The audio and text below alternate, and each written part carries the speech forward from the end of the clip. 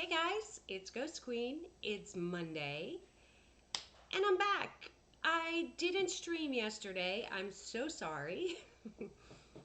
I had a really weird day yesterday. Like, I could not keep my eyes open. I was like exhausted all day, and like in the late afternoon, I'm like napping, and I was just like groggy and drowsy all day. I wasn't really sure why. Hey DJ, hey John, hey DR. Um, yeah, I just could not wake up for the life of me yesterday. And I thought it was sort of left over from Wayne giving me this antihistamine because of these ant bites I have. Because I never take antihistamines or allergy meds anymore. I gave up on all that stuff a long time ago. And so if I do take something like that, it hits me hard and it knocks me out and it makes me drowsy and tired and exhausted. Um, and I thought maybe that was what was going on, but no, because Marceline ended up messaging me on Facebook and she said there was something funky going on with like the Schumann resonance. So, it's like the earth's vibrational thing. And I really think that was it. I think that's why I could not keep my eyes open for the life of me. Like I felt really out of whack yesterday. I don't know. It's just a weird thing. So, I didn't stream last night because I knew I wouldn't be able to get my act together, and then I'd be like, bleh, and logy and whatever. But here I am now. So, hi. It's Monday. It's sort of like back to regular, but not really because tomorrow's New Year's Eve. I mean, for some people in other countries, it's already New Year's Eve. But yeah, so it's not really like a normal week quite yet. We're getting closer to getting back to normal, but we're not quite there yet. I don't know, but I hear me from the other room, Wayne. It's not showing up in the channel feed for some reason. Did you put advertise my channel? And I saw it on my feed oh, I don't know why it isn't showing up in mine. That's weird. because you don't love me enough. I It's clearly, just not that's showing it. up. So anyway, yeah, tomorrow's New Year's. Can you believe that? Tomorrow will be the last day of 2019. It's going to be the end of an entire decade. That's like a huge thing. And I've never been one to really go out on New Year's. I don't really like to be in huge throngs of people. It's just not my thing. And when I was growing up, I always watched the ball drop with my grandmother, and I don't know. And then, most of my adult life, I had like kids home, so I wasn't going out most of the time anyway. And I just never was a big, you know, New Year's go out and get drunk with a bunch of people crowding me. I never liked that. So I don't usually go out on New Year's. I usually stay home, get a bottle of champagne, watch the ball drop just like I did when I was a kid, and, hang out with my kids if they're around and whatnot. But both of my younger children, excuse me, are going to be at an all night roller skating thing, which they're excited about. So I'm not going to be hanging with them. It'll just be Wayne and I. And then my older daughters just arrived in Florida today because they're moving there, which I'm so happy about because they'll be closer to me. So I won't be with them. It'll just be me and Wayne. And I think we're just going to stay home. I don't think we're going to do anything too exciting. So I'll probably stream tomorrow night. We can watch it drop together. Ring in the new decade together. It's exciting. Champagne me. I am kind of excited about it. First of all, yeah, I'm kind of excited for the champagne. I rarely drink, and I rarely, even more rarely, do I ever drink champagne. So only on Pop some special bub. occasions, but I love champagne. I love the bubbly. Pop me So a bottle full of bub gum. I do. I like the bubbly. It's like a different type of drunky buzz when you drink champagne. It's more fun. I don't know. I like it. So I'm excited to have some champagne tomorrow night, a little glass or two, and I'm just excited for a whole new decade, a whole new year. I just feel like it's going to be a good one. I feel like it's going to be a better one. And I'm excited about it. I'm excited for it to start. So, yeah, we're excited over here. Wayne and I have all sorts of things we're working on, and he's working on, and I'm working on, and we're working on. So, some of that we'll be sharing with you guys soon. I did want to do a little shout out to MFW, Miss Wonderful. As you know, I'm a fan, and I felt so bad for her. I mean, she's been having such a tough time lately. Lots of big changes in her life, and I was all proud of her that she was able to sort of have a nice romantic sexy time weekend, which I listened about this morning and I was laughing my head off. She cracks me up.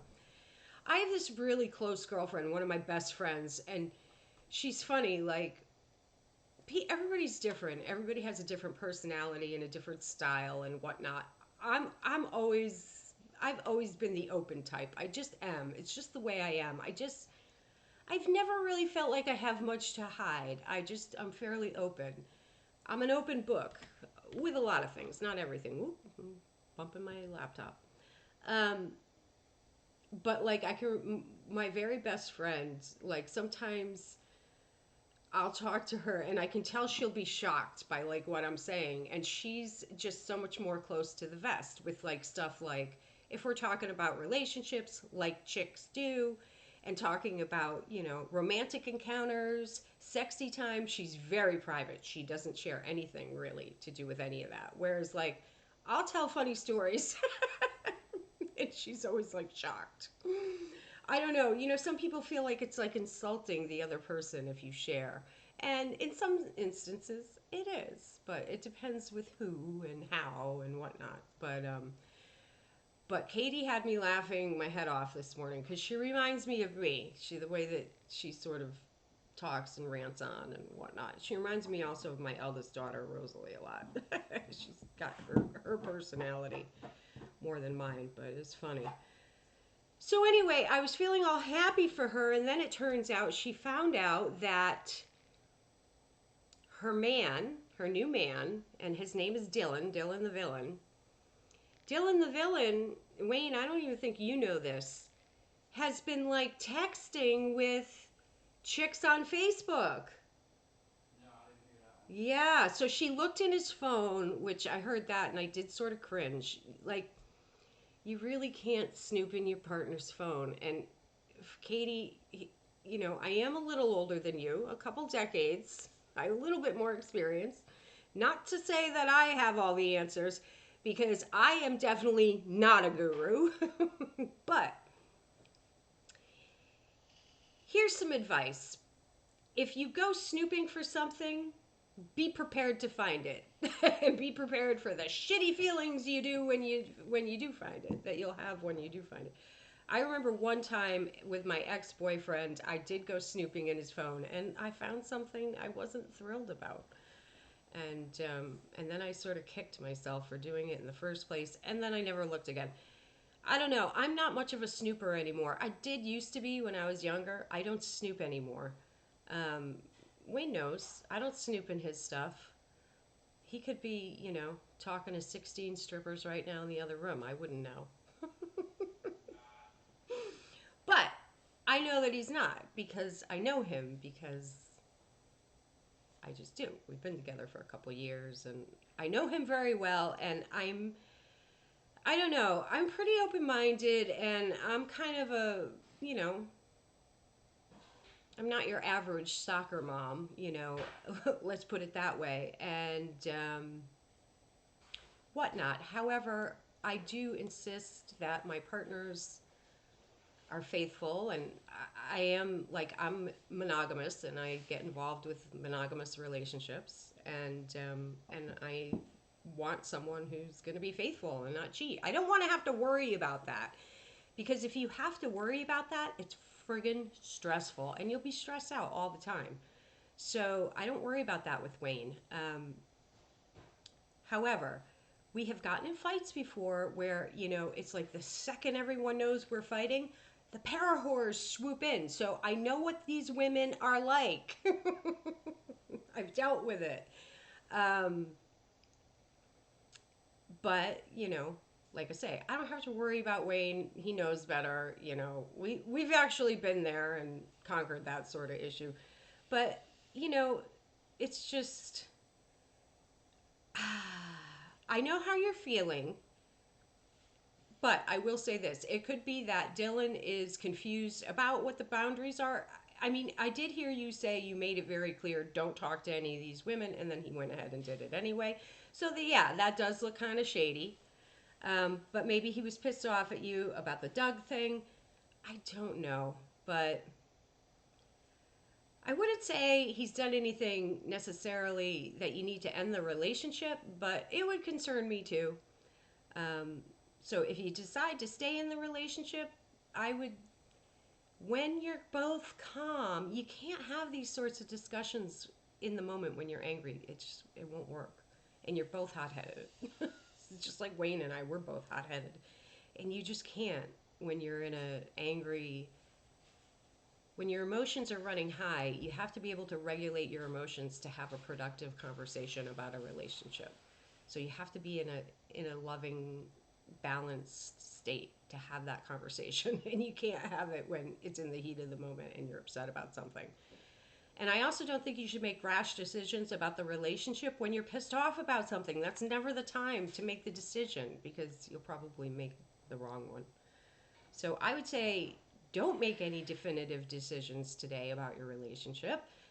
Give it a little while and then maybe have a little chat when you're both calm and reasonable and see if you can take it from there.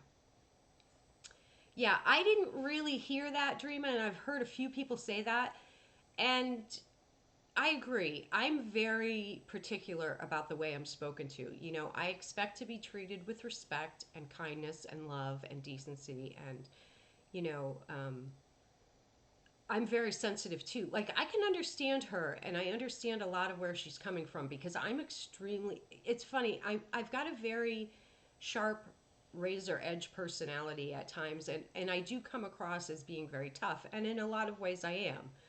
However, when it's with a partner, I'm a totally different person. Like, that's the one person I want to be able to be vulnerable with.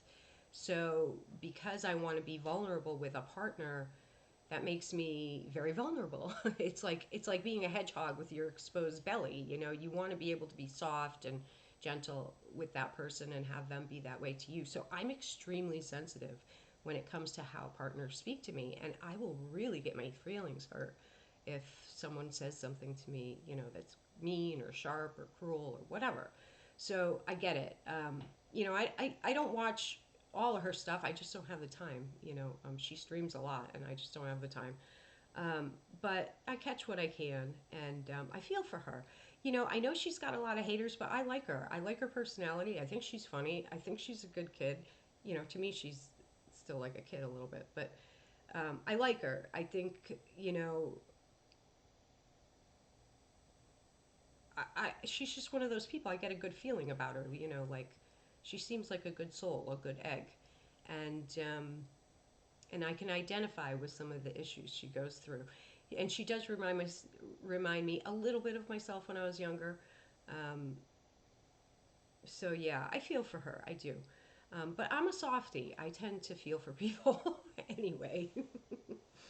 I don't think there's a lot of villains in the world. I think there's just um, people that work for you and people that don't. You know, um, at the end of the day, when it comes to relationships, there are some villains and there's some assholes out there. Certainly, I've married a couple of them, but would you believe out of all my relationships throughout my entire life, like my two ex-husbands were the worst, and they were the ones I was like probably the least in love with. It's crazy. I've had like bigger love affairs with men I didn't marry. What can you do? But yeah. But on the whole, like I'm friends with a lot of my exes.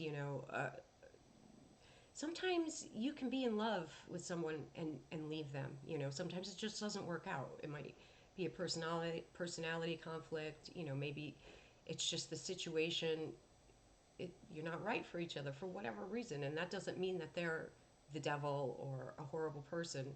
sometimes relationships just fail, and it doesn't mean the love isn't there. You know, it can be for other reasons, and that's okay. Maybe they're not the right person for you. So even if it doesn't work out with Dylan, it doesn't mean he's a villain necessarily. It's just his relationship style might not work with yours, and I'm not like everyone else who I see a lot of people in the comments are very judgy, and you know um, people can be so stern and they don't bend, and I'm not like that. I'm more about bending, and you definitely have to be able to bend in relationships or you can't have one. And everybody comes together real passionate, real strong, in love, and oh, it's all butterflies and rainbows, but that only lasts you a little while. The honeymoon period does end, and then especially if you live with a person, you have to learn how to get along, and you have to learn how to navigate life together, and you both have your own wants and needs, and they're not always going to be the same, and they're not always going to align. So what do you do then? You got to be able to work it out, or you won't have a successful relationship. And relationships are a lot of work and a lot of compromise and a lot of bending and a lot of you know it's very early days for you two. And the thing is I've always said, once contempt enters a relationship where you're being kind of contemptuous toward each other and nasty, then I think that's a killer. I think contempt will just kill a relationship dead. That's it. Once contempt creeps in, where you're kind of like disgusted with one another, that's a wrap. You have to keep the love alive, and you have to keep the caring alive, and you have to keep the friendship alive, and remember that they're a person that you love. And if you can't do that, then you know then the relationship is sick, and it needs to be put out of its misery, or it needs to be healed. It's one or the other. So, but it can be really hard to come back from contempt. And usually when you say really really mean, cruel things in the heat of the moment, your partner won't be able to erase that, and they'll have that like playing like a tape throughout their head, and then you know it's so hard for them to erase it. And it's like you can say 100 nice things, but if you say one really cruel, mean thing to your partner, that'll be the thing that's stuck. And that's what sucks, but it's kind of the way it works. So it's hard. And look, I'm not saying I'm perfect, and I can't be a see you next Tuesday. I can, and I have been. But I don't know. That's just a couple of things I've learned along the way. I hope it helps. I feel for you, girl. I do. Um, yeah, but I'll support you no matter what you do. And I will say, I blame the women kind of more than him, because I just think women are nasty. Like, uh, there's nothing innocent about a woman contacting your boyfriend behind your back. There just isn't. um, for no reason other than to just chat. There's nothing innocent about that. I don't care who they are and what they say. Um, if there's no good reason for it, then there's no good reason for it.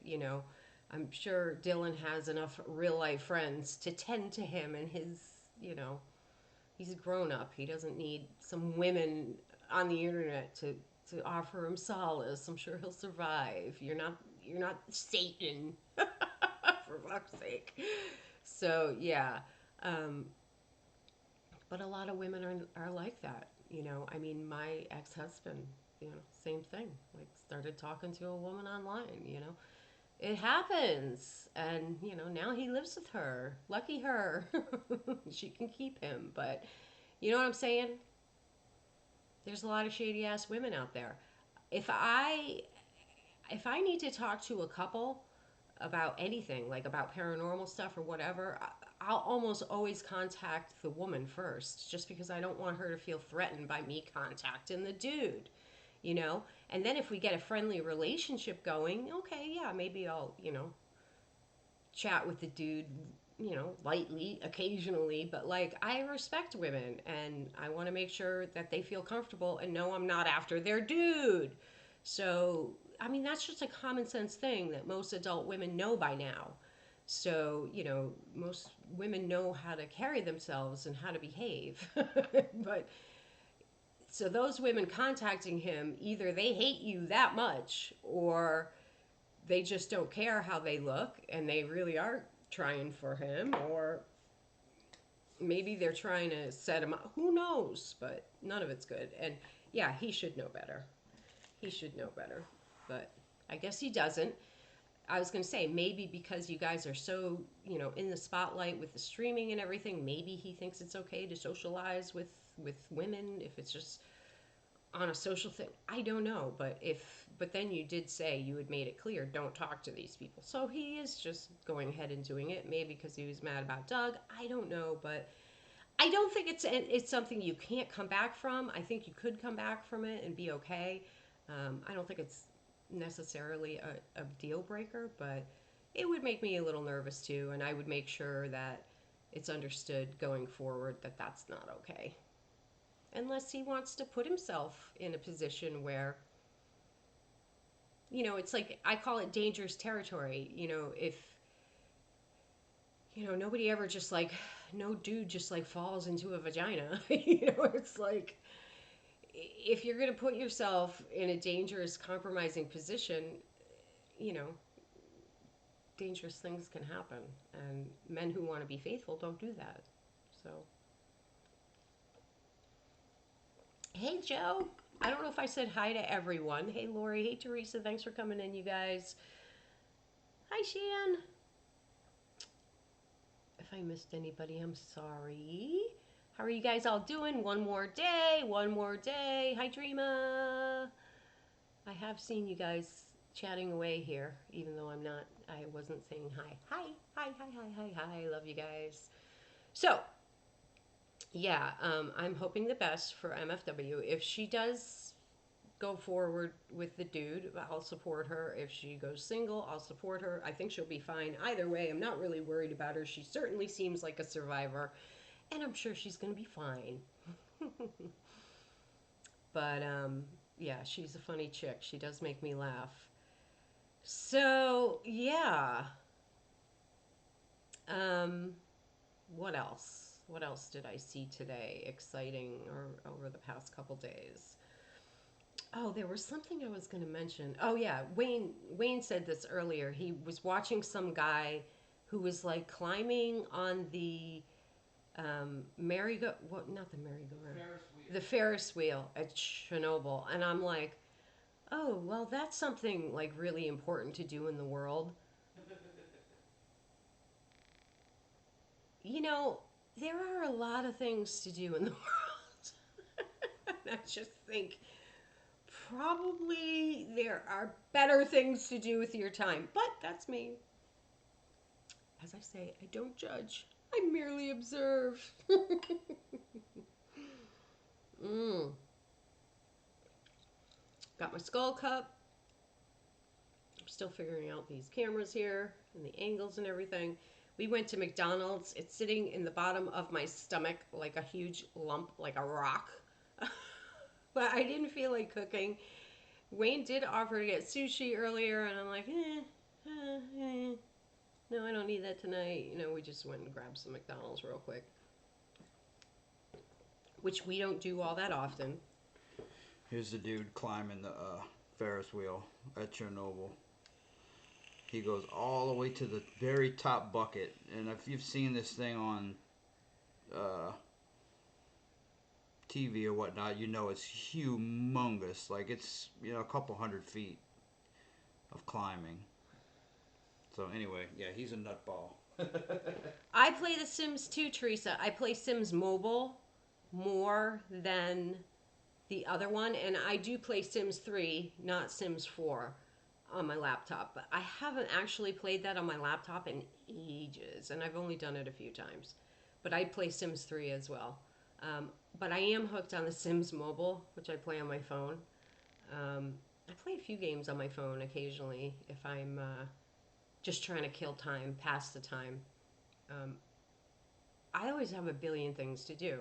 Like right now, I have 3 books I need to read. I'm really starting to get hard on myself about not reading. And it's the phone. We are so addicted to these phones. It's bad. Bad, bad, bad, bad, bad. And I literally like can't put the phone down to read a fucking book anymore. And it's starting to concern me. Um, I've got to get serious and disciplined in 2020. I have to be much more disciplined in 2020 than I've been about some things in my life that matter to me. Um, yeah, I agree, Joe. There's so many, you know, I'm telling you, it's like a huge thing with the internet that for some reason the internet is just like it's a dumpster fire for people to come and dump their shit on other people.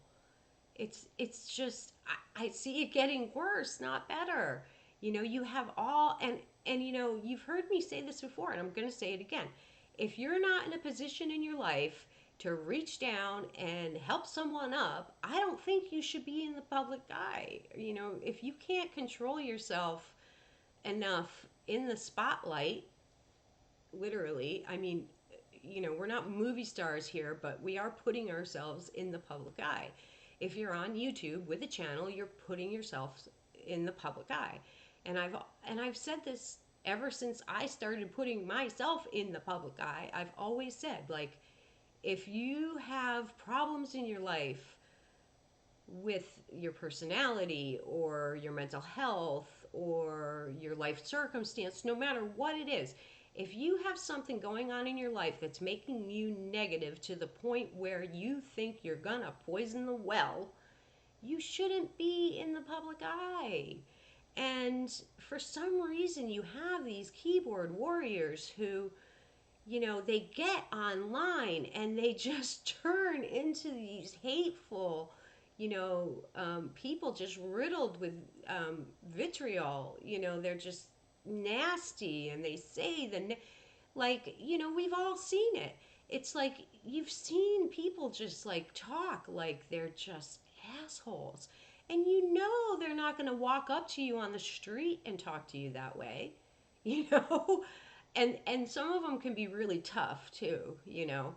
And that these people, you can just tell by their personality that they're not that way in real life. It's just on the internet. They turn into these, bravado, tough guy, and it's not just men. There's women that are really, the women can be even the worst sometimes. There's a lot of nasty women, they're like angry, nasty, bitter, horrible women. And look, I can defend myself against those types of people and I can give it back as good as it's given to me. But that is not who I want to be in the world, and I don't want to go, and I certainly won't entertain that for too long. I might bat someone around like a little mouse for a little bit as a form of payback, let's say. But would I want to be doing that a lot or on a regular basis? No. I'll walk away from those types of people. I don't want to be dragged down to somebody's level, I just don't. And I mean, even when I started doing that series, 13 Reasons Why, the whole point of it was I'm going to address some of this stuff and then I'm going to be done with it because I don't want that kind of negativity in my life. I just don't. And I don't even want to show that side of myself to other people because I think it's an ugly side. Sure, I have that in me. We all do. We all can be nasty. It's not difficult. It's not hard. It's not clever. It's not a skill, an enviable skill to be nasty. It's harder to be kind consistently to nasty people, or to unlikable people or sick people or whatever it is. Trust me on that. It's much harder to be decent and to be kind and compassionate and, oh, I'm sorry. Well, I sent out notifications on Twitter, Facebook, Instagram. I didn't personally notify anybody. I'm sorry. On the whole, I'm going to be trying to stream every night. So just kind of keep your eyes open. Um, anyway, but you know what I'm saying? Like, it's much harder to be forgiving and kind and all the positive things. It's easy to be nasty. Wayne even said that today. It's easy to be shitty, it's easy to destroy, it's harder to create, it's harder to build, and it's harder to be decent and nice, especially, it's like when you deal with a child who's having a temper tantrum, let's say, what are you going to do? Like, are you going to lose your temper and smack them? Is that going to really help? Probably not. You have to keep your patience, and that's hard, you know, and it's hard to be loving to somebody who's being awful. Um, we've all had to do it at some time or another. Be decent to someone who's being really terrible to us. And it's not easy. But yeah, I don't know why, for some reason. I guess it's the anonymity you know, of the keyboard, and, you know, you're hidden in a way. And I guess that they feel protected, and it's just, I think it's become an addiction for a lot of people to just to be a keyboard warrior, to get online and just be kind of an asshole. Maybe that's a side of themselves they're not brave enough to ever be in real life. See, I have no problem doing that in real life. Like, I can be that person. And sometimes I am. That's not, I don't have a problem with it. So I don't need to get online to, like, let that side of myself run free. Um, and I'm not comfortable being that way very often with strangers either, you know. Um, so I do think if you're in the public eye, if you're online, you do have a responsibility to just be a decent human being. And there's not a whole heck of a lot of people out there doing that as far as I can see. And I'm no saint. Don't get me wrong. I'm not the devil, and I'm not a saint. I'm a simple, normal person somewhere in the middle. So, all I do every day is get up and do the best I can do, just like everybody else. So, yeah. Um, but I do think that the nastiness and the hatred and, you know, the criticism and everything that I see online, it's pretty awful, and it definitely needs improvement. And I don't know why we don't hold ourselves to a higher standard, but I don't have all the answers to all the world problems, that's for sure. But it's a shame because, if you think about it, it wasn't that long ago that we didn't have this avenue.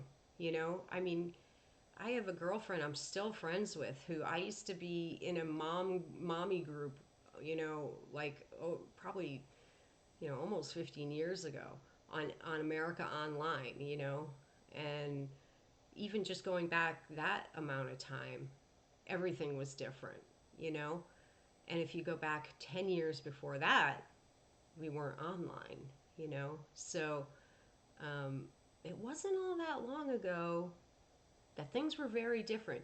And this provides really an enormous opportunity. And, I mean, one of my best friends lives in Australia.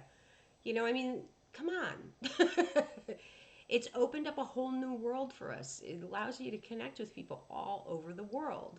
And we didn't have that much, in the very recent past. We didn't have that. We weren't able to connect with people in other countries and connect with loved ones who maybe live far away, or all the stuff that this allows, and all the knowledge that you now have access to. And um, it's opened up a whole huge world and a whole huge amount of possibilities. But I haven't seen people necessarily do the best with it, the best that they can do with it. and it's sad. Um, what are you going to do? It'll be interesting to see where it goes. It'll be interesting to see how it affects our youth um, in future generations. Uh, it'll be interesting to see how the the kids that are kids now, what it's like when they're adults and then they're having children, and as it goes further down the line, it'll be interesting to see what the effects are um, from all this interconnectedness and you know addicted to our cell phones and never putting them down. I think it's gone a little too far. I think it'll probably, like a pendulum though, I think it's going to swing way far in one direction and then it's going to slowly start making itself back. And then you'll probably have a lot of people who will be putting the phones down and returning to nature, and things tend to go like that. They swing in arcs, back and forth to different extremes. And yeah, so it'll be interesting to see. That's that. One other thing I'm going to mention before I start talking about the Sims case again, which I am going to, is something fun.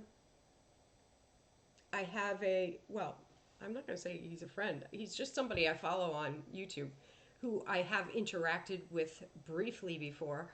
I can't even remember his name, but I think his channel is called Five Rivers Paranormal. I think that's it. I don't remember his name, but I've interacted with him a few times. He doesn't have a huge following on YouTube or anything, but I've caught his uploads before, and he does catch some great EVPs, and I've commented from time to time. And he even told me where he was before. But I haven't talked to him in a little while. But I saw he had uploaded something, and it had the word purple in the title, so of course it caught my eye. And I went and I commented, and I was just kind of making a joke before I had even listened to it, but I did listen to it. And so I just said hello, wished him a happy new year and whatnot. And I told him his spirits were welcome to visit me if they wanted to. Um, and he said, cool, let's try something. And Wayne, can you hear me? Yeah. So you're going to hear this for the first time right now.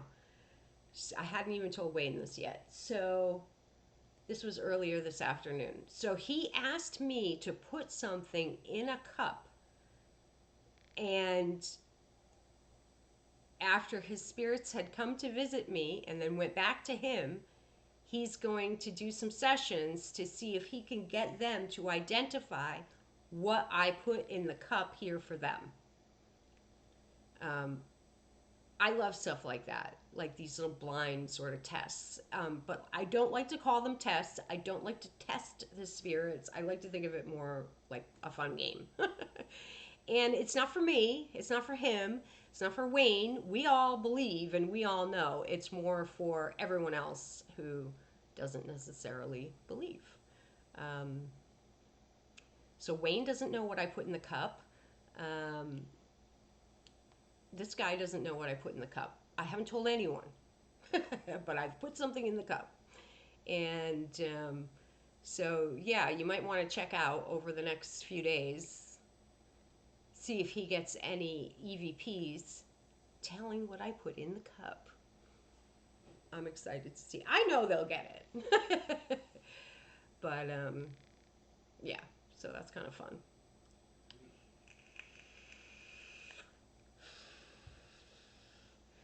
I'm vaping my Vupu 2, which I thought I lost because I left it outside one day when I was doing yard work. And Wayne got to watch me panic for 2 days while I thought I had lost it. I'm calling restaurants and whatnot, and stressed and panicked, and because I have a new tank on it too. But this is also my favorite mod. But since I got the Zeus one, I had pretty much been vaping on this nonstop, which I do love this one. But what happened was my coil's starting to burn out on this Zeus one. It's not completely burnt out yet, but it's getting there. Like I can just tell. I vape enough that I can tell. So I went to go look for my Vubu 2, couldn't find it. Finally, I found it. And no, it's not slime. Anyway, I do love this fat rabbit tank. Or dead rabbit, fat rabbit. I don't know what it is, but it's an awesome tank. See if my camera can focus in. There we go. Ooh, yeah, I like the focus on this camera so much better. Anyway, love the tank. This has been my favorite mod for a while. Just function wise, looks wise, everything. I just love it. I love the little magnetic doors and the way they slide to the batteries. All of it. I love everything about this mod. It's one of my most favorite mods ever. That's why I was like so bummed when I thought I had lost it. I love the colors, I love the feel, the aesthetic. I love the way it vapes. Everything about this vape I love. Um, so I need some new coils, which we haven't picked up yet, for my Zeus. So I've been vaping on my Vubu 2. And what am I vaping at the moment? One of my most favorite juices, new juices for me. It's like, oh, let me get it. I'll show you.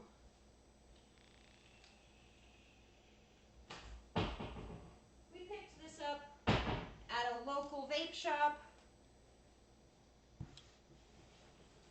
one day,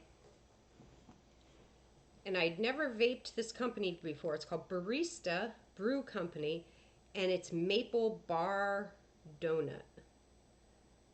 Wait for my camera. There we go.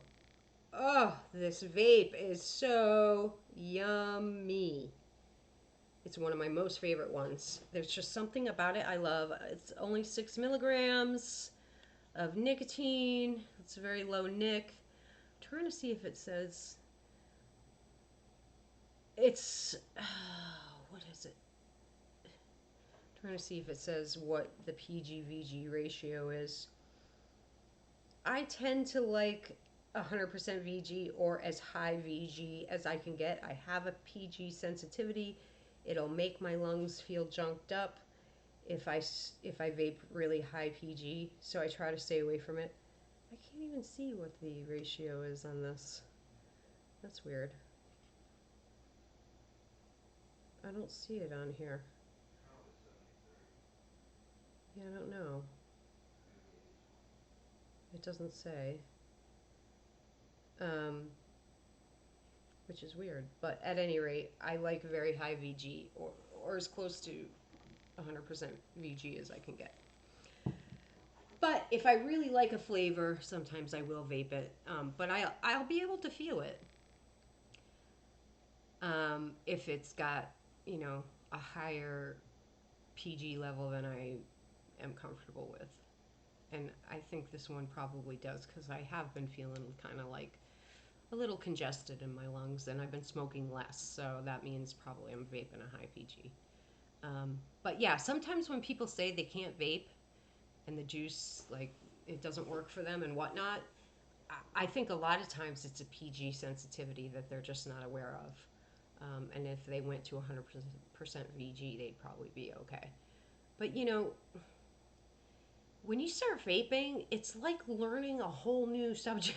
Like I had to be on, what was that? The the e-cigarette forum. Like I was on the e-cig forum for like a long time, learning everything about vaping. For probably a good couple of years before I really felt like I had a good handle on everything. And then it started changing, and then it was like had to learn stuff all over again because everything started changing. But yeah, it's like these are things people just don't know. You have to learn this stuff. So yeah. Hi Debbie. I've never tried that. I haven't even ever tried. Oh, what's that thing?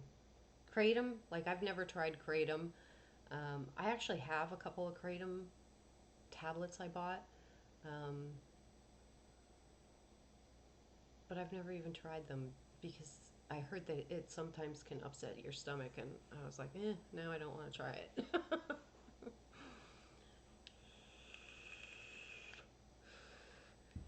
And I'm not into weed. I've never been a weed girl. It's just not my thing. Don't like it. Don't like being that high. I like to be in control. So I don't know. It doesn't work for me. But I know it does work for some people, and that's fine. It's becoming legal everywhere, and it won't be long before it really is legal throughout the entire country. So um, I know a lot of people are into weed, but Wayne and me, we were just not into it. So, anyway, um, yeah, I mean, who knows? It might be that you have to do it like, every day on the regular and sort of build it up in your system before you notice any results. I don't know. I don't really know a ton about it. So, I just see it in the vape shops, and I think one time I just grabbed like a sample pack. But, I deal with chronic pain as well, because of I have two herniated discs in my back, and I have bursitis in a lot of different areas of my body, and getting older and whatnot. But I used to go to pain management. I'm not right now, which does like it affects me. Like I'm cranky in the mornings when I first wake up. When I first get out of bed, that's when like I'm in agony. And I'm like, I can barely move. I'm 106. Don't talk to me. I'm cranky. Having my coffee. And then I start moving around and I loosen up and fight through it.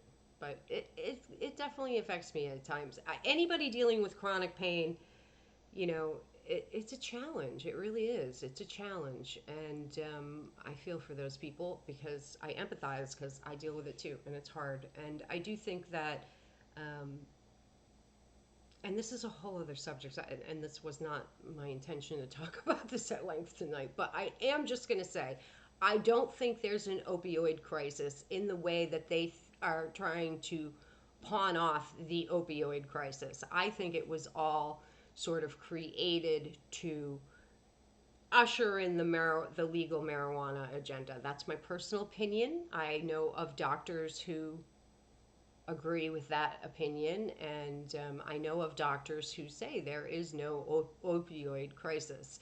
It's not like the people who are going in to get prescription narcotics for pain management, they're not the people that are dying and overdosing. It's heroin addicts that are dying and overdosing, you know?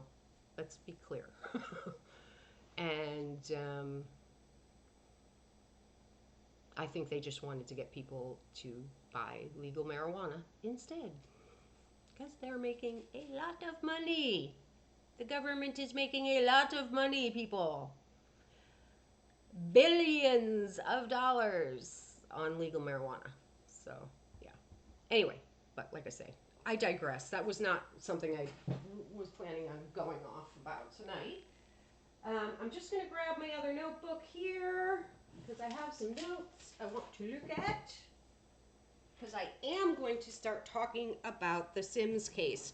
So if you caught me live streaming a couple nights ago, I guess that would have been Saturday night, I did start talking about, the Sims murder case. The Sims family murder case, which is a cold case. And I did go back and put links in the description of that video. So if you missed that stream, you might want to go back and just at least look at the links that I posted.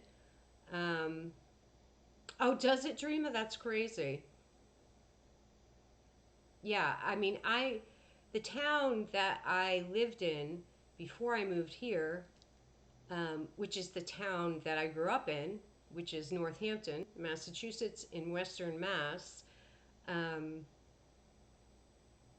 they were the first town to have legal pot. First, when it was just like you had to get a card and go to medical clinic or whatever.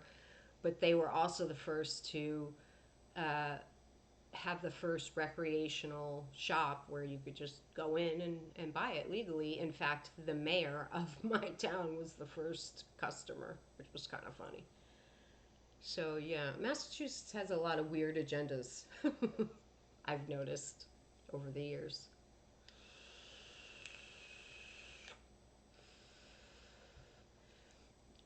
And you may have heard me tell this story that a friend of mine actually who's from France, who I've known since I was, I don't know, 17, he had contacted me probably a decade ago and said, you know, marijuana is going to become legal in Massachusetts and in all of the states eventually, and I'm looking for some land to buy to grow it, and you should too because it's going to be a big bucks, big industry.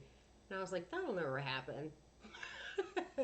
At the time, it seemed like such a far fetched idea, but sure enough, he must have had someone in the know because it happened. So, anyway, um, I started rewatching the documentary about this case, and you have a good friend that lives there? Oh, okay. Yeah. I grew up in the western part of the state. I moved to Boston when I was 17. I lived in Boston for a decade. Then I lived in Newport, Rhode Island for a decade. And then I moved back to Western Mass for a few years. And now I'm here in Louisiana. Bopped around a lot. And I summered in Maine growing up. So I know New England like the back of my hand. I also summered in New Hampshire when I was real little. So yeah, um, I know New England very well. But anyway, um, so the Sims family murder case. I did start rewatching the documentary. For those of you who don't watch that documentary, I did post a link, and you can watch it for free on YouTube. But if you don't get a chance to do that, I'm going to touch upon it. I started taking some notes just to refresh my memory. So, basically, to set the scene, it was Tallahassee, Florida in 1966. Now, back then, Tallahassee, it's the capital, but it was a very sleepy southern small town. And it was the type of town where people didn't lock their doors. People would like literally go away on vacation for a week and not lock their doors. Like that's how safe the town was. Everyone knew everybody else. And it was just a sleepy, quiet little southern town and very safe, and not a lot of crimes taking place there and whatnot back at this time in 1966 when this happened. So when this did happen, it really did sort of take the whole town, just it gripped the town and people were frightened, people started locking their doors for the first time. So this murder case did really change the whole town. It affected the entire town, and the people that were alive at that time and are still alive now. They talk about how it really did. It changed the town. It changed their lives, and a lot of people were they were very afraid, and it was just such an American Pie, family type town, and then it's like evil crept in and it scared everyone a lot. And since then, the town has really grown and it's become a lot more cosmopolitan, a lot larger. I guess in 1960, the census was there were 42,000, and just 10 years later, by 1970, there were 78,000 people. That's a big growth. So I'm not sure what it is now, but it's grown considerably since then. And yeah. So it was a Saturday night, and there was a football game going on in town. And it was Florida State playing against Mississippi State. And everybody went to the game. So with the Sims family, you had Robert Sims, the dad, who was 42 years old, the husband. And then you had Helen Sims, who was 34 years old. Now, Robert Sims Now they met as a couple in Mississippi. They were both from Mississippi. And she was actually 17 years old when she married him, which is quite young, you know. And nowadays it's like, wow, that just seems so young. But that's how it went back then. A lot of people did marry that young. Um, so they got married and started a family right away. And then, you know, Robert Sims, he went to Florida State. He got his PhD, and he got his PhD in 1961. And shortly after that, they moved to Florida, probably for the job. And he was working for the Department of Education and as an IT person. And really, he was the first IT person. So, you know, his specialty was computers. And at that time, you know, nobody knew anything about computers. So he was considered very educated, very smart. He was well liked, well respected throughout the town. And his wife Helen worked for the local Baptist church, and you know, she was a secretary there, but she also played piano. She played piano very well, to the point where, you know, people would sort of stop to, you know, they could hear her piano playing coming from the church, and they would stop to listen because she was such a good piano player. So this is a couple and a family that were very well liked, very well liked, very well respected. They were friendly. They were, you know, they were do-gooders. They were not the type of people you would think had any enemies. Okay, the kids were all good kids. So they had a, you know, when the murder took place, they had their youngest was Joy, 12, who was murdered. And then they had two other daughters, Jenny, who was 17, and Judy, who was 16. So all three kids had names starting with J. Good night, Joe. Speaking of J's, sleep well and Happy New Year if I don't talk to you tomorrow. But hopefully I will. Stop in tomorrow night if you can, Joe.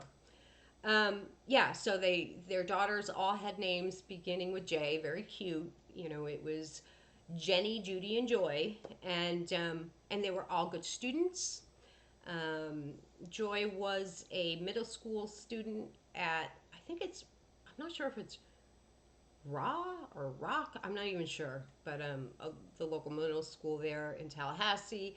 And Judy and Jenny were not only good students, but they were honor roll National Honor Society students at Leon High School. So they were really, really good students, and you know, no problems there. You know, these were good kids, well liked, all had friends. So the two older girls, Judy and Jenny, who were 16 and 17, both were babysitting that night for other families that went to the football game. And practically the whole town was at the football game that night. A lot of people. It was just, that's what people did, you know, for socializing and entertainment and whatnot. They'd go to the football games. So it was close to 11 o'clock. The game had just ended, and it was Jenny Sims who came home, and Jenny is the eldest, so she was 17 years old. She comes home, the TV is on, the radio is on, you know, the lights are all on. Like, she comes into the home, but she doesn't see anybody, and she's sort of like, you know, kind of feeling like, what's going on? Where is everybody? You know, she's starting, like, a sense of sort of foreboding is creeping upon her as she's kind of wandering around the house and not finding anyone, and eventually makes her way to the master bedroom, where she opens the door and sees her parents and youngest sister bound and gagged and tied up and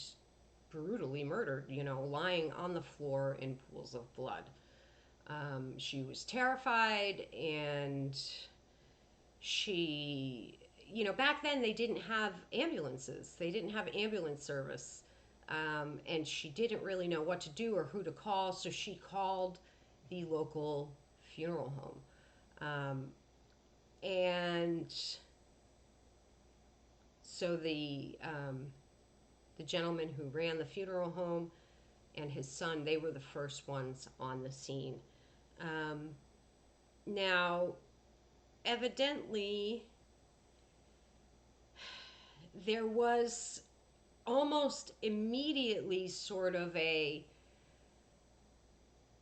yeah, I wasn't even born yet. I was born in '68, so I wasn't even born quite yet. But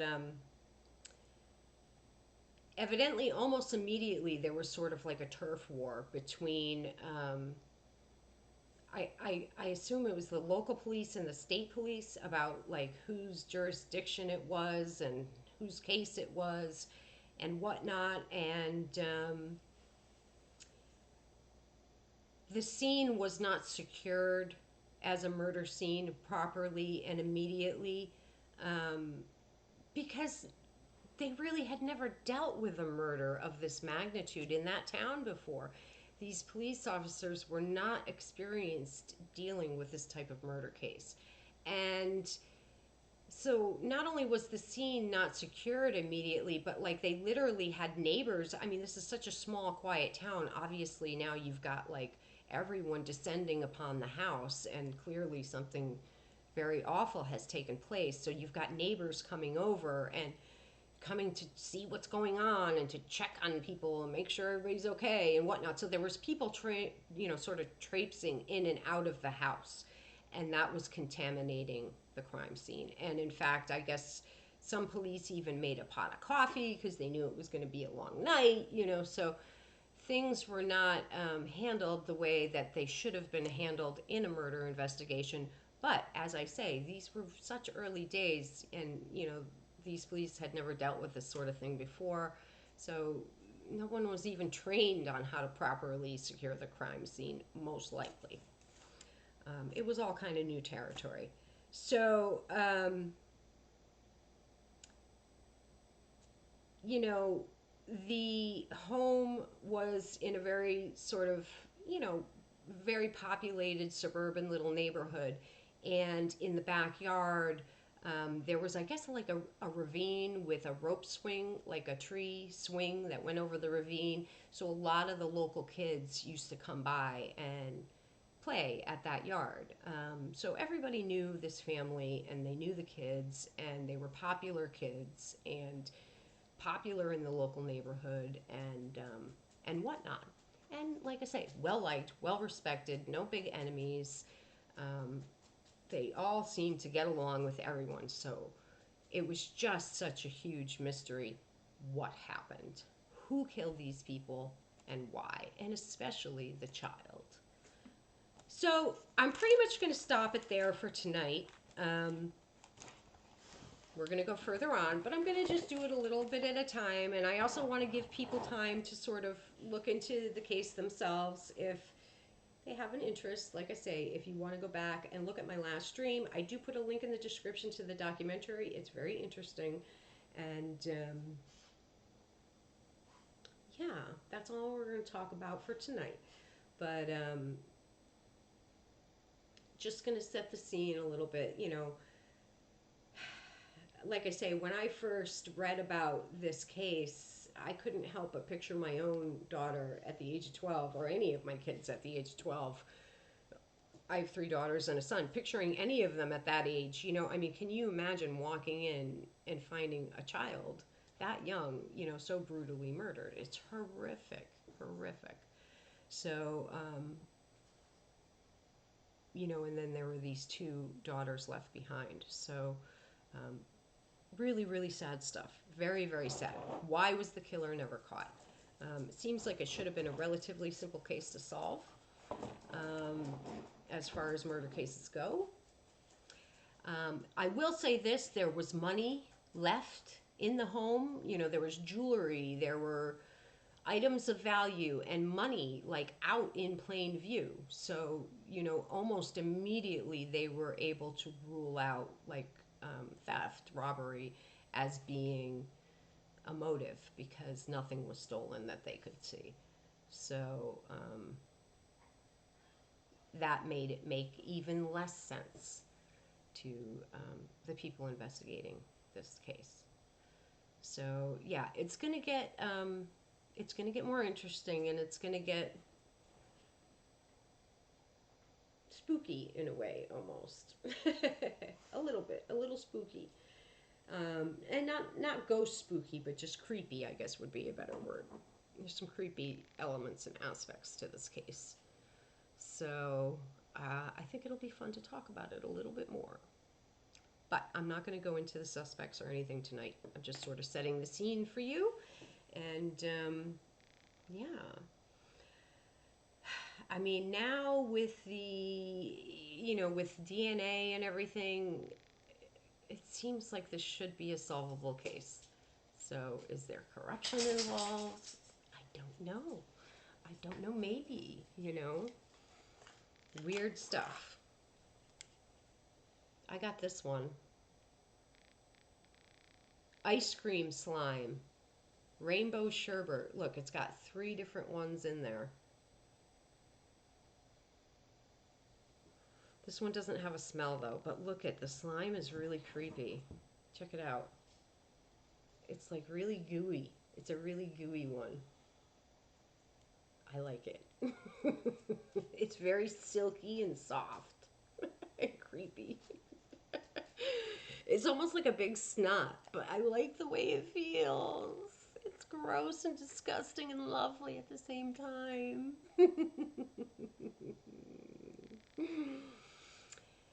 Yeah, I hope everybody. So, does anybody have any plans for New Year's?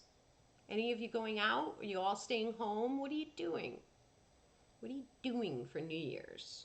Are you excited? Do you have New Year's resolutions? Will you stick to them? I have some. Does everyone have new calendars? Have you bought a new calendar yet? Don't forget, pretty soon I can hear Wayne snoring in the other room. Pretty soon, don't forget, you're going to have to start writing 2020 in just one more day. No more 2019. You're going to have to start writing 2020. Remember when we all wrote checks and it would be like 3 months before we could remember the year? um, I not only got my new tool organizer, which I showed you guys on Saturday night, which I live and die by the book, as I told you. I also got this. And I have calendars everywhere. So this is my tool that I carry around with me. And I do have to get some more things to go in that. Because I bought it so early, there was some calendar inserts that I wanted that they didn't have. But I also got one of these. Whoops, it's upside down. I love these desk calendars where you can. I saw one that I kind of wanted, it was like a dry erase one. And I kind of wanted it, but it was like pricey. It was just like, so it's just like one sheet and it's dry erase.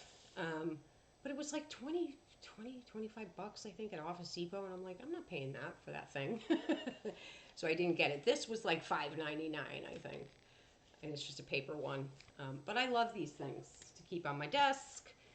I need 8 billion calendars to stay organized. So I've got the tool, I've got this one, I've got a dry erase calendar in the kitchen. I've got 4 other dry erase boards. Like, I've got notebooks, I've got journals. Like, I have to do that to stay functioning. And I can't just rely on my phone. I'm too old fashioned. I'm too old. I need to write. And I like to write. Like, this has little stickers you can get. Like, I've got those little stickers, meeting, appointment, to do, and then these little stickers. And I think in my other, and then I've got like these little note papers to write things, lists and stuff. I'm a list girl all the way. And you can get all different sorts of, like, I've got tabs in here um, and dividers for this book, and like the, the tabs for each month. And somewhere, I think it's still in my other book, but I have like post-it notes, and you can get little like little tabs, neon tabs, sticky tabs. You can get all sorts of things to go with this thing. I've got a zip pouch for it, a ruler, everything. Um, yeah, so let me catch up here and see what you guys are saying and answer to my questions. Oh, you said you might go to the Hard Rock Casino? That sounds fun, DJ. That definitely sounds fun. You should. You should try and make a night of it. I mean, this is a big new year, and it won't come again. Stevie Nicks is supposed to be in Nashville for New Year's. No way. Oh my God, I love her. Love her. Teresa says you have 3 calendars. Yeah, I mean, I have to have several. Even then, I still screw up, but I do my best. Um, Debbie says, I'm going to see my friend's band out of town and sharing a hotel with some girlfriends. That sounds wicked fun. Hoping some hot firemen show up. Right? I mean, is there anything hotter than a hot fireman? I don't know. That's pretty hot. Kind of on fire. Seriously, though. First solo New Year's in 27 years. Oh my God, you better go out and have some fun. I'm going to beat you with a stick if you don't.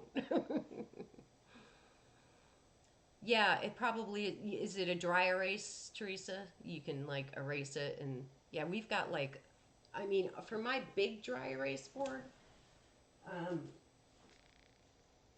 I've got these.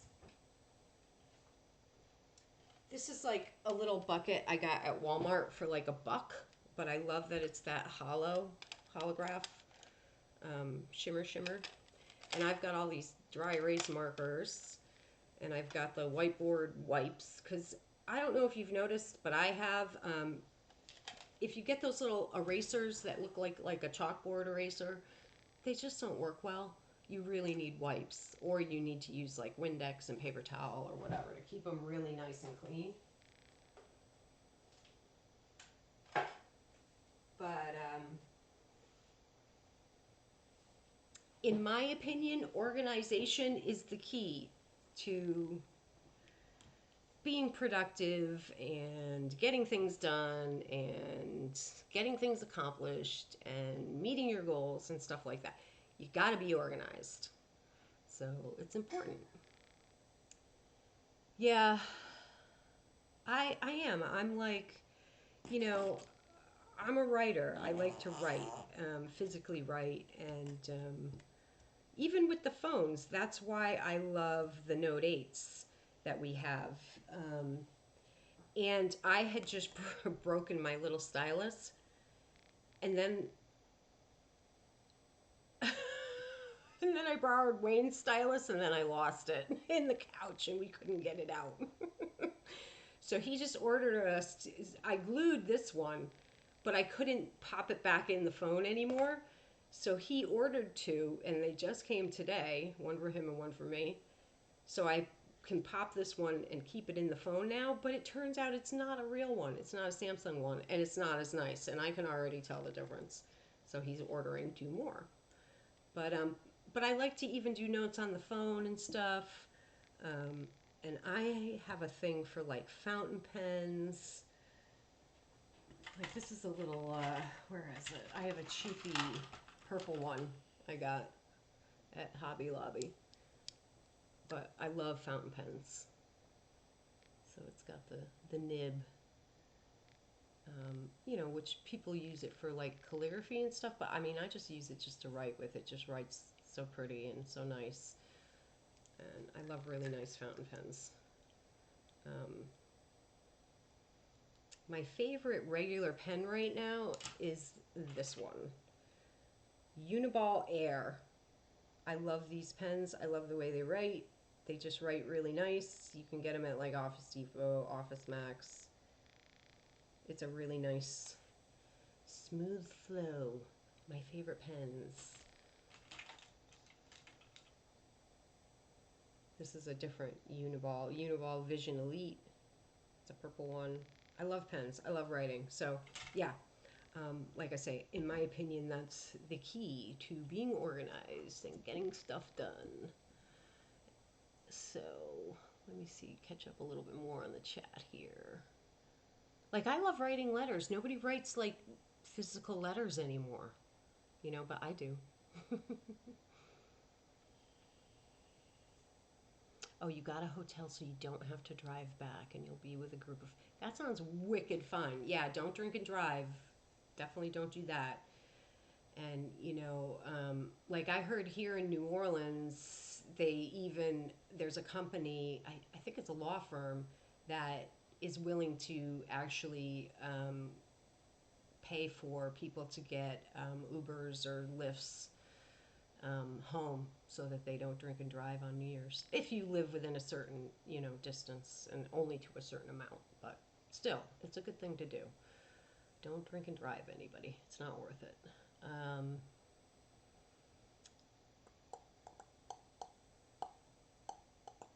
oh, that's funny, Debbie.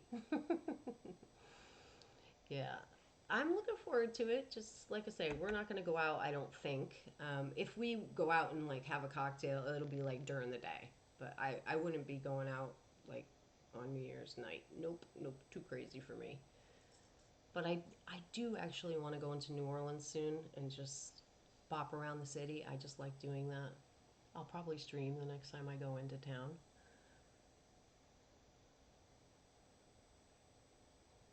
Yeah, I mean, I actually, my handwriting's not that great, but thank you for saying that. I, what was I just going to say? Oh, I just lost my train of thought. Oh, I know. Paperwork in general is sort of the bane of my existence. Like, I like to be thorough and I don't like to throw away things I might need. So, like, I can be really bad with paperwork. I can have it build up, like, to the point where I have, like, trash bags of paperwork to go through, and I hate that shit. Um, but I try to file things and get organized and whatnot. I've had a lot of office jobs throughout my life, and I do know how to do all that stuff really well. So, yeah.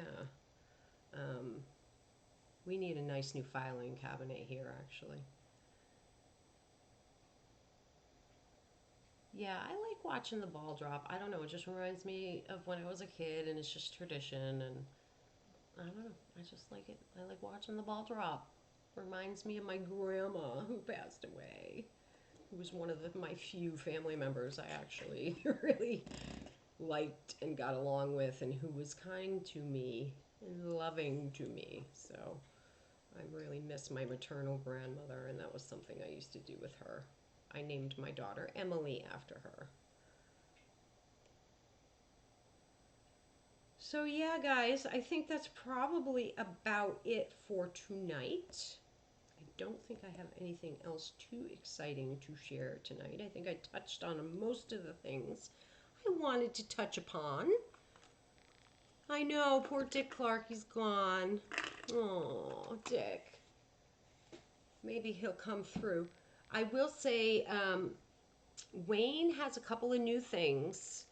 He has one new thing we haven't shared at all about it yet, and we're not going to quite yet. We're going to wait a little bit, but he has made something I'm very excited about that I can't wait for you guys to see. Eventually, you're going to love it, and I love it, and I hope the first one's mine.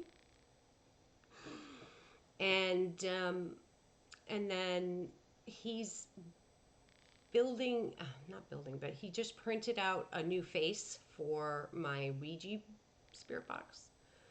And in a different color, and it's going to be very pretty, and I can't wait for you to see that. And we have some new exciting things to talk about as far as that's concerned a little bit later down the line. So keep your ears open and your peepers peeled for new stuff in the future, but not quite yet. And yeah, all sorts of fun stuff coming in the future. But to start through this week, I am just going to be talking about this case because I've been wanting to for a while, and it is interesting, and I think you'll get a kick out of it. So, sometimes I tend to have my fingers in a lot of pies and I have a lot of projects. Typical ADHD. I've always got like 8 million things I'm interested in, and sometimes I do have the problem, and Wayne does this too. We both do it, where we sort of speak too soon, talking about things when we're not ready to do it yet. Um, but I do try to get to everything eventually. It might take me a while, but I get to it all eventually. So, yeah, lots of stuff coming up. And I'm feeling very productive right now. I'm always like that with the new year. I always want to just get involved in a lot of projects and pump a lot of stuff out. And I thought you were talking about me and Wayne. I'm like, did Wayne tell her we were licking each other's heads last night? Because I don't remember that. You mean your cats? Oh my God. If you didn't watch Miss Wonderful's stream where she talks about her weekend in the cabin, she was so funny. I was rolling this morning listening to it. Oh God, did she have me laughing? What did she said this one thing? Somebody, she's quick too because this wasn't even. She literally reacted to a question. Somebody in the chat was like, asked her if they did anal, and she goes, "No, we're not married yet." It's just like rolling. She's funny. She's a funny chick. She's quick, bright, and a quick sense of humor.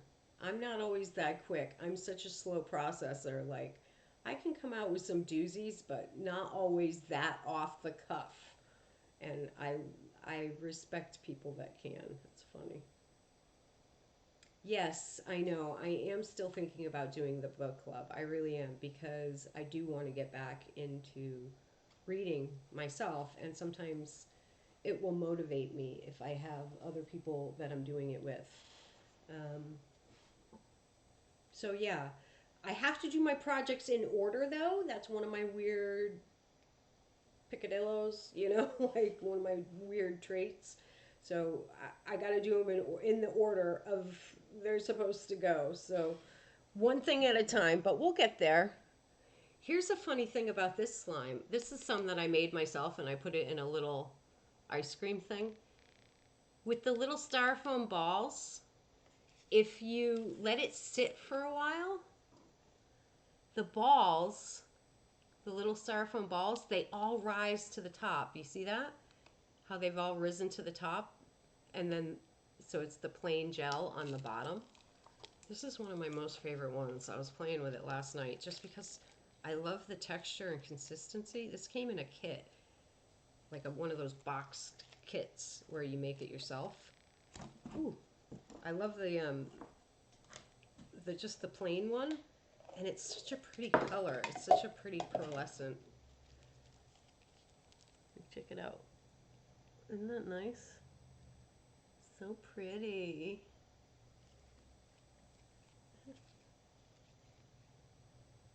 Look at that. So nice. Yeah, I'm kind of feeling like we need a new pet soon. I don't know what, but I was looking at these, what were they? Little rodents. Juju heard that. She's coming in the room like, excuse me? I don't know why you're saying that. I think everything's just fine here.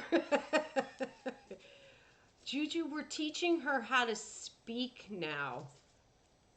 It's so funny because she doesn't do it like real loud because she knows barking's not okay because I've taught her. She won't normally bark in the house. She'll bark outside. But we're trying to teach her to speak right now, and it's so funny because I'm showing her like I'll go like, you know, Juju speak, and then I'll go woof, you know, and she's got her head on my lap because she knows I'm talking about her. And what she'll do is she'll go like like she'll barely get it out because she's not sure it's okay yet. Like she's getting a little confused. Like, why do you want me to do that when you're always yelling at me not to do that? Like she doesn't quite get it. Good night, Debbie. Thanks for coming in. Have a good sleep, sweet dreams, and pop in tomorrow night if you're around. Speak to you soon, honey. Take care. Um, yeah, so Juju, like, it's just so funny trying to teach her to speak.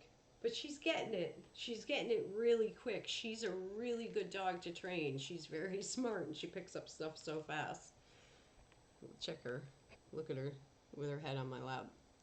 She's so black you can barely see her. Huh? We talking about you? You don't want any more pets, do you? Huh? You're like, just me, just me. She's so funny. She's a good dog. Yeah, I had two cats in New England that I don't have any longer because my very evil mother, who I don't get along with, um, I left them in her care to watch them for me while I house hunted, and she brought them to a shelter without my knowledge or my permission or anything, just to be nasty. And I had raised them since they were little kittens. My one of my daughters had had a cat that had a litter, and I adopted two sisters, and yeah, that was pretty sad for me. So I don't have any cats at the moment, and Wayne's allergic to cats, so I don't know if we'll ever get any. Um, but yeah, I had Sailor and Pearl, and I was very bonded to them, and two sister kitties. So yeah, I have a monster mommy that I don't speak to. So sometimes you gotta set your boundaries very strong and very high when you don't have people that um, are good for you. So, yeah. Nasty, nasty, nasty. Especially since she's supposedly the cat person, but mine, I guess, don't matter. So anyway, I don't want to talk about that. That's depressing and sad, and I try not to think about it a lot because it really did bum me out, and I miss them a lot. But that's why, too, I like to look out for all animals because I'm an animal lover. I love animals. So I love all the lizards around the house and the neighbors' dogs, and even we have a little cat that comes over here um, named Ivy. That's a gorgeous calico, so pretty. And so I visit with her sometimes, and there's cats in the neighborhood here. And I went to that cat colony out by Wayne's work recently. I hadn't been there in ages, and we stopped briefly there. And I saw some of the cats at the cat colony, visited with them for a couple of minutes. So that was nice. And it's cleaned up over there. It looks a bit better now. I love snakes also. Really, the only thing I don't like are I'm not a huge bug fan. And I definitely don't like fire ants, and I'm not a huge fan of mosquitoes or flies, um, wasps, that sort of thing. Like, I don't mind spiders. I have no problem with spiders. But if it's something that's going to bite me or sting me or cause me irritation, I'm not crazy about it. Or if it's particularly creepy, there's some bugs that are really creepy looking. So, yeah.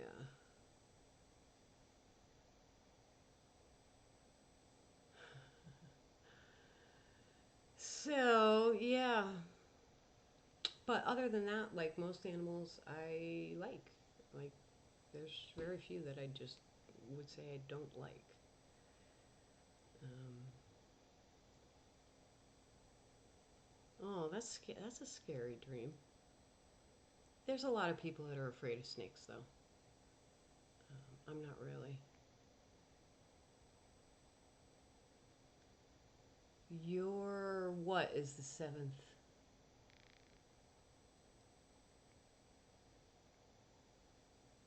I've seen Teresa say mine is 7-2, Shan, since I was born in July. And then I see Shan saying mine's on the 7th. Oh, is that when your birthday is? Did I miss that or did I remember? That's a cool date, though.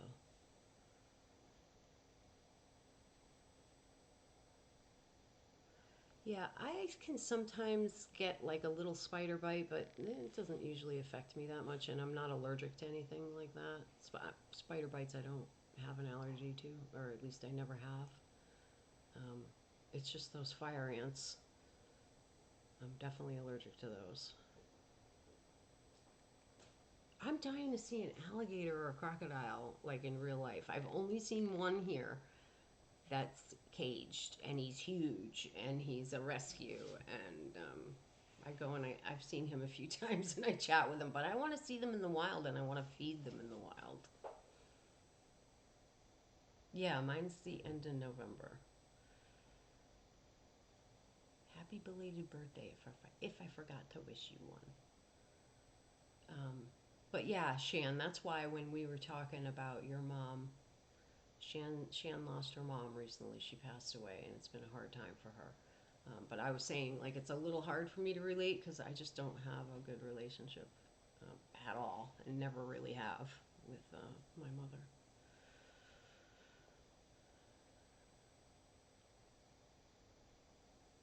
Yeah, I don't know if I've seen any of those here, but you've seen some of my spider pics. Like, we get some pretty crazy spiders here. Um, well, they're here too. Like, we've got swamps with plenty of gators. We just haven't seen any yet. Anyway, all right, that's it, you guys. I gotta wrap it up because I can gab all night. And what time is it? It's midnight. It's midnight. I do want to try to get a little sleep tonight because, and Wayne and I are back in this horrible habit of like staying up all night. We gotta get out of it. Um, yeah, but when I say I don't have a good one, I mean like it's probably worse than most. I don't even want to get into it. It's bad. Like she once told me like about how she could have aborted me, but she didn't. Like she's just awful. Trust me. I'm not exaggerating. It's bad. But what are you gonna do? It's okay at the end of the day because it's helped shape who I am, and I like who I am, and it's made me pretty strong and resilient. When your own mother rejects you, you have to really learn how to love yourself. Trust me on that. Anyway, I love you guys. Thanks for hanging out with me tonight. I promise I'm going to be back tomorrow night. I'm going to definitely stream on New Year's, even if it's just for a little while. So, love you guys. Have a good sleep. Sleep well. Don't let the bed bugs bite. Don't let the demons bite. And if you can't sleep, I listen to sleep sounds. And Wayne turned me on to a great app that I'll share with you tomorrow. And I don't think I'm having to put any links in the description for this show tonight, so that's good. Less work for me. And have a great day tomorrow. And if I don't see you tomorrow night and you're going out, be safe, be smart, Don't drink and drive. Don't do drugs and drive. No driving if you're partying. Um, and be safe in general. Be mindful of the people around you. Be safe, be smart. Don't get yourself into any dangerous situations. And that's it. But have fun. Have a great time if you're going out. And if you're staying home, enjoy. If you're with loved ones. And if you're bored, come and join me for a little while. And if I don't see you tomorrow, I will see you soon because you're going to see a lot of me lately. You're going to get sick of me. All right? Everybody does eventually. All right. I love you guys. Good night. See you tomorrow. Till next time, I bid you adieu. Good night, guys.